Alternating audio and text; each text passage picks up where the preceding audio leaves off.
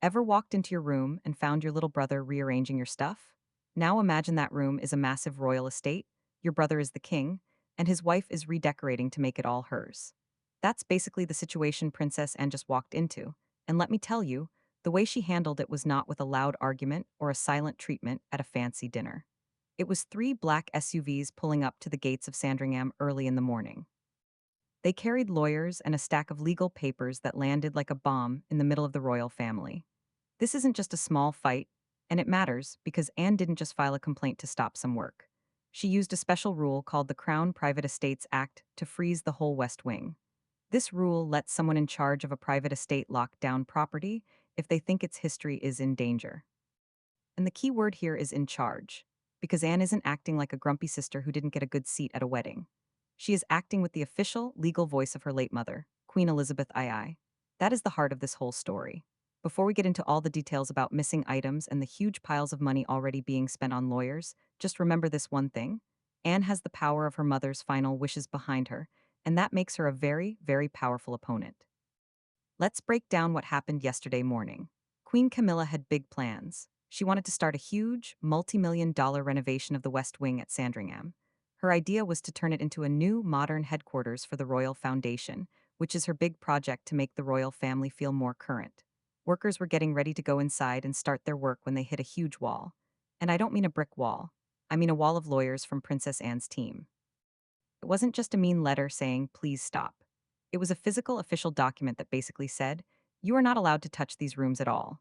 The center of this fight is one specific room, room 102, which is known as the Blue Sitting Room. To most people, it's just another pretty room in a big old house. But to the royal family, it is the room where Queen Elizabeth II spent her very last quiet moments at Sandringham, looking over her final state papers. For Anne, this room is not an office. It is like a sacred place, a memory of her mother. The thought of it being turned into a busy office space was a line that Anne was never, ever going to let anyone cross. Someone who saw the confrontation said there was a really tense moment. A senior estate manager asked Anne's lead lawyer, who gave you the right to stop the Queen's staff from entering? And the lawyer's answer was quick and sharp. Under the Crown Private Estates Act and the secret instructions from the late Queen's final will, this is not a simple family argument. This is a legal missile. Now, here's where it gets really interesting if you think about how things work. By moving this argument from a private, behind closed doors conversation to a formal legal filing, Anne has made sure that King Charles cannot just tell her to stop. If he wants to undo what she did, he would have to fight against the very laws that also protect his own private money and property. His own advisors have told him that doing that would be a total disaster for him. The legal notice that was served at Sandringham has a hard deadline, April 21st, 2026. And that date is not random at all. It is the 100th anniversary of the birth of Queen Elizabeth II. Anne has given the palace exactly 16 days to respond. If they cannot reach an agreement by then, the West Wing, including the Queen's private archives, could be locked up forever by a court order. That would turn the heart of Sandringham into a forbidden place for Camilla. Feeling inside the palace right now is being described as complete paralysis. People are frozen, not knowing what to do. Camilla was told about the lockout while she was at Clarence's house, and her reaction was one of angry disbelief. And honestly, you can see why she would be mad. She has spent years carefully building her influence, shaping the royal foundation to be her own project. To be locked out of her own husband's estate by her sister-in-law is a public embarrassment she never thought could happen to her. But the question that keeps coming back to me is why now? What was found inside room 102 that set off this emergency legal action? Because according to people close to the situation, it isn't just about the rooms themselves. It's about the things that were being moved out of those rooms. To really get why this legal blockade happened so suddenly, we need to look back over the last year and a half. This was not a sudden, angry decision by Anne. It was a carefully planned defensive move. The first sign of trouble happened on September 8th, 2024, at Balmoral Castle. On the sad 2-year anniversary of their mother's death, Camilla reportedly suggested a big modernization of the staff at Sandringham. She wanted to replace the late Queen's longtime loyal workers with her own chosen team. People who were there noted that Anne stayed very, very quiet during that meeting.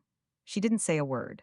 But now we know that within 48 hours of that meeting, Anne had already contacted the estate's top trustees to start a quiet, very thorough review of all the trust files.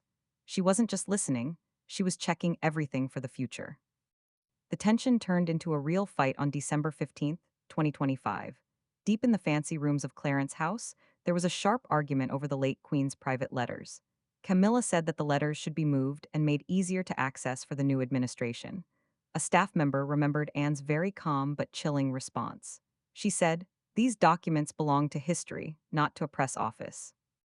After that meeting, Anne took the rare step of demanding a full, item by item list of everything in the royal collection at Sandringham.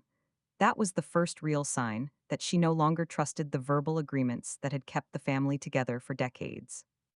The situation turned truly toxic on February 2nd, 2026. During a routine check at the Windsor archives, senior experts found a mistake that sent shockwaves through the legal team. Three very famous pieces of jewelry, including the legendary Vladimir tiara, had been changed in the digital records. They were no longer listed as part of the permanent sovereign collection.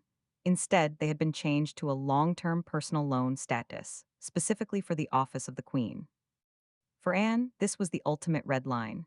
Her mother's legacy wasn't just being moved around, it was being completely redefined. The physical flashpoint happened on March 28, 2026. Camilla gave a direct order to change the digital security locks on the west wing of Sandringham. She wanted to have unrestricted, unmonitored access to the private rooms. The response was almost instant. Within 4 hours, Anne's legal team had filed a series of emergency legal orders. The locks were never changed. Instead, the whole wing was placed under a legal quarantine that is still in effect right now.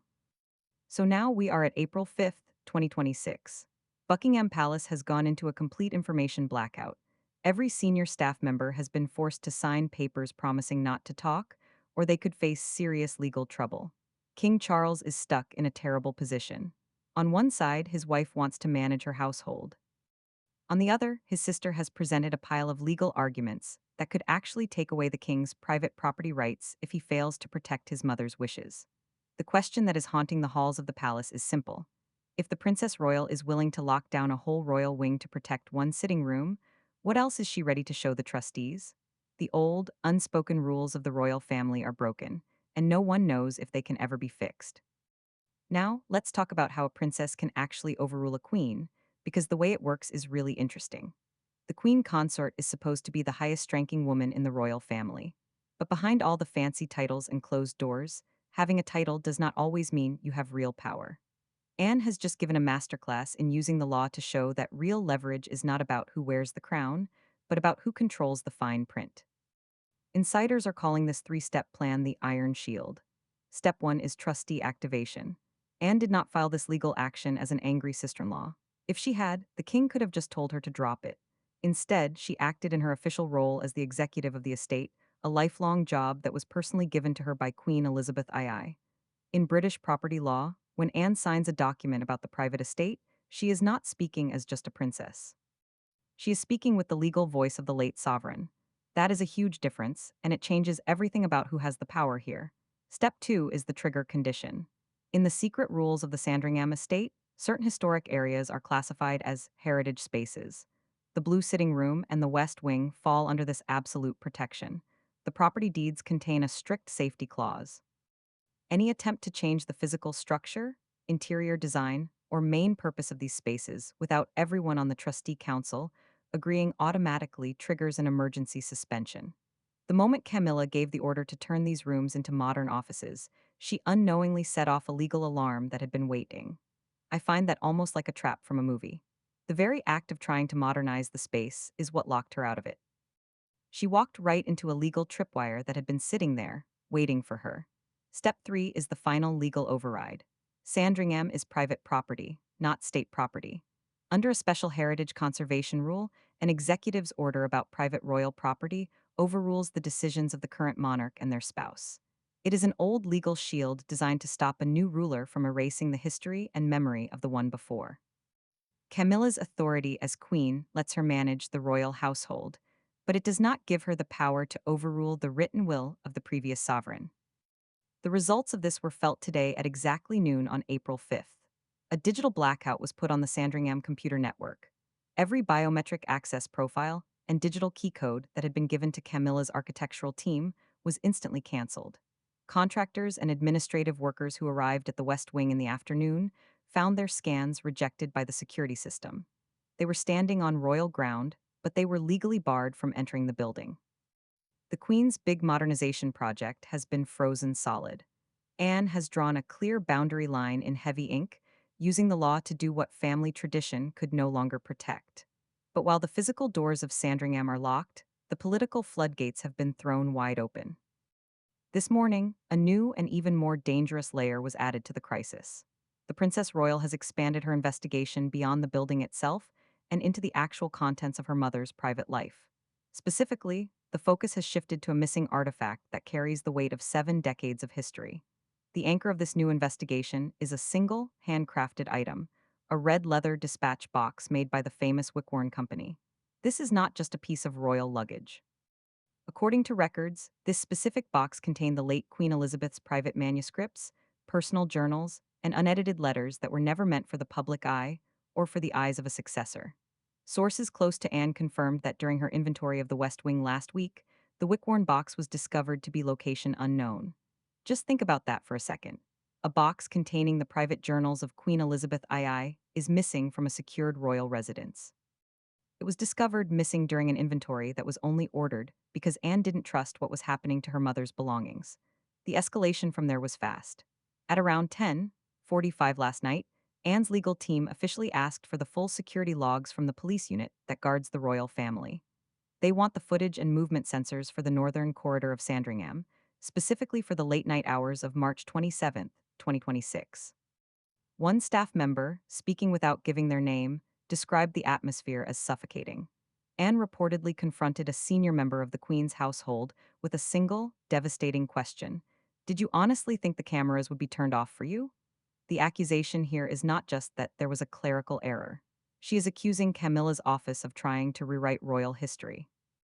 The suspicion is that Camilla is intentionally removing, hiding, or changing the display of the late Queen's most personal belongings to clear the stage for her own era. In the world of high stakes public relations, if you control the artifacts of the past, you control the story of the future. By moving the Wickworn manuscripts, the Queen's office could effectively silence the private voice of Elizabeth II before it can ever be archived by history. But there is a huge legal trap waiting for anyone who touches these items. Most of the artifacts within Sandringham do not belong to the individual monarch. They are held by the Royal Trust under British law. Moving or reclassifying items held in a trust without the express permission of the executives is a breach of trust. This is a serious legal violation that carries heavy penalties, even for those at the very top. If it is proven that Camilla authorized the removal of trust-protected manuscripts for personal or political reasons, she is not just facing a family argument. She is facing a constitutional crisis with no modern comparison. The anger radiating from Anne's camp is strong. For a woman who has spent her life as the ultimate guardian of royal rules, this is not just a disagreement. It is a desecration. The question now haunting the palace is simple. If the Wickworn box is not in its designated vault, where is it? And as the April 21st deadline for the West Wing injunction approaches, the missing manuscripts have become the ultimate leverage. If they are not returned, Anne may be forced to take the one step no one in the palace thought possible: a formal police inquiry into the disappearance of the late Queen's private papers. And in that scenario, no one, not even a queen, is untouchable. At the center of this gathering storm is a king who was never supposed to be fighting a war on two fronts. Today, April 5th, 2026, King Charles is staying at Highgrove House. Officially, he is there for continued rest and recovery after a demanding medical schedule. But unofficially, the quiet halls of Highgrove have become a war room. The king is desperately trying to keep up a facade of stability as the world prepares for the 100th anniversary of his mother's birth on April 21st. It is a moment that is meant for national unity, for everyone to come together. Yet behind the scenes, the monarch is facing a brutal choice that could shatter the internal logic of the House of Windsor forever. Anne's surgical precision has forced her brother into a corner with no easy way out. One senior courtier reportedly described the king's current state as total constitutional paralysis. Anne has presented him with a dossier so legally sound that it leaves him with only two catastrophic options. The first option is to upend or formally strip his sister of her power as executive and trustee. This would require an act of council and would almost certainly lead to a public high court battle. For a king who values quiet continuity, the image of the princess royal suing the sovereign for violating their mother's last wishes would be a fatal blow to his reign. The The second option is equally dangerous for the king's domestic peace. He could side with Anne and formally demand that Camilla withdraw her administrative claims over Sandringham's West Wing. To do this would be to publicly undermine the queen consort, signaling to the entire royal household that her authority is secondary to the old guard represented by Princess Anne. In the delicate world of a new reign, a queen who cannot even secure a wing in a family estate is a queen who has lost her power. One palace source close to the king's recovery team claims Charles recently remarked during a tense telephone briefing, "I cannot be the king who presides over the eviction of my own wife, nor can I be the brother who betrays my mother's final rest." That sentence right there tells you everything about how trapped he feels. The scale of this conflict is no longer a matter of guesswork. It is written in the ledgers of the royal accounts. Documents leaked from the financial wing of the palace show that the legal fees for this dispute have already reached £450,000. That is nearly £500,000 spent in just 7 days of high stakes legal maneuvering. This money is being taken directly from the king's personal funds to pay for constitutional lawyers who are currently billing by the hour to resolve a family feud. Every pound spent on this internal battle is a pound that is not being used for the upcoming centenary celebrations, which is causing a lot of friction within the Treasury. As we move toward the April 21st deadline, the king is running out of time to act as a peacemaker. His sister is refusing to back down, citing her sacred duty to the late queen. His wife is refusing to retreat, citing her right to modernize a stagnant institution. At Highgrove, the lights are burning late into the night as advisors from the Cabinet Office and the Royal Trust try to find a third way, a golden bridge that allows both women to claim victory. But as of this morning, no such bridge exists. The question everyone is asking is no longer if the king will choose, but when. And in this game of royal chess, the next move might not just decide who keeps the keys to Sandringham, but who truly holds the power behind the throne. What happens if the king chooses neither? The silence from Highgrove is the most dangerous sign of all. As we approach the 16-day countdown to the late Queen's centenary on April 21st, the House of Windsor stands at a crossroads that will define the monarchy for the next century. The legal blockade at Sandringham is not just a temporary standoff. It is the catalyst for a total reconfiguration of royal power. Based on information from palace legal archives and inner circle briefings, three distinct scenarios are now being debated within the king's war room. The first and most volatile is the open warfare scenario.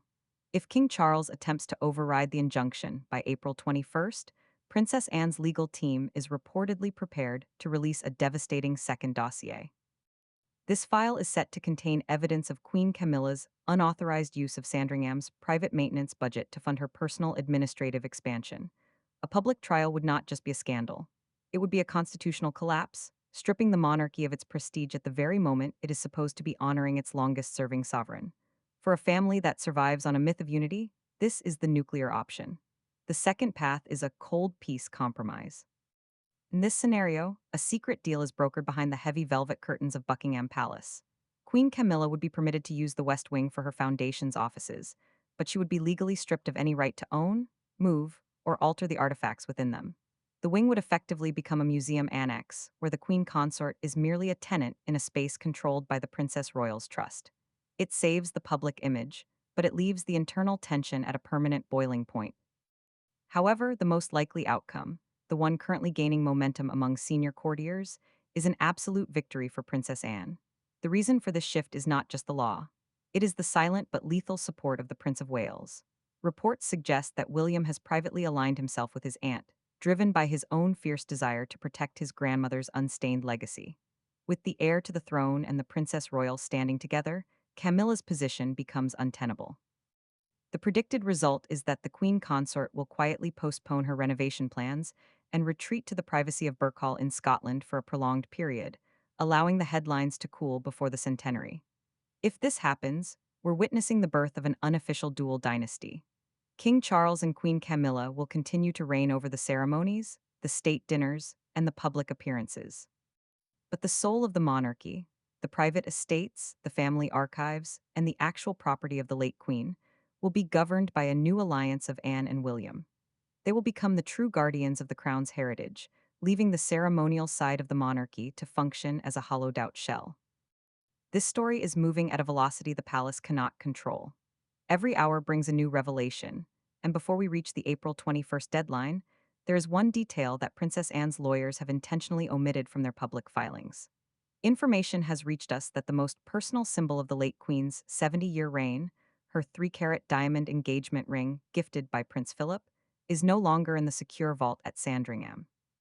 The last recorded digital signature for the vault was logged late on the night the West Wing locks were attempted. A private courier has been traced to a high-security industrial vault in London. The question that could bring the entire palace down tomorrow is simple. Who authorized the removal of the ring, and who holds the only key to that London vault? The answer is buried deep in the dossier being prepared right now.